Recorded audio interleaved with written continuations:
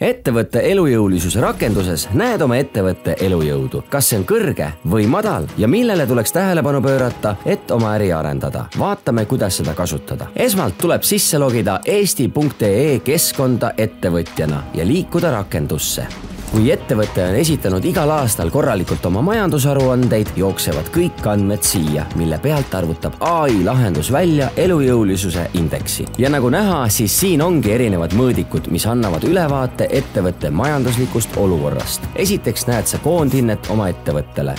Aga mis seda indeksit kujundavad, need leiad siit alt. Siin on 5 põhitegurit, mille kohta rakendushinnangu annad. Nendeks on efektiivsus, maksevõime, finantsvõimendus, tasuvus ja tööjõu tootlikkus. Sinu enda esitatud andmete põhjal näed täpselt, millised on rohelised, mis võiks paremini olla ning millega peaks kohe tegelema.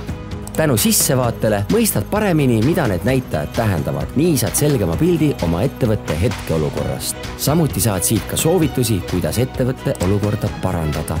Ja mis eriti põnev, sa saad võrrelda enda ettevõtet ka teistega, seda nii valdkonna, suuruse, regiooni ja muude omaduste alusel. Ning kui soovid täpsemaid selgitusi, siis on rakenduse kaudu võimalik ühendust võtta ka konsultantidega, kes sind hea meelega aitavad. Kasuta ettevõtte elujõulisuse rakendust eesti.ee portaalis ja vii oma äri uuele tasemele.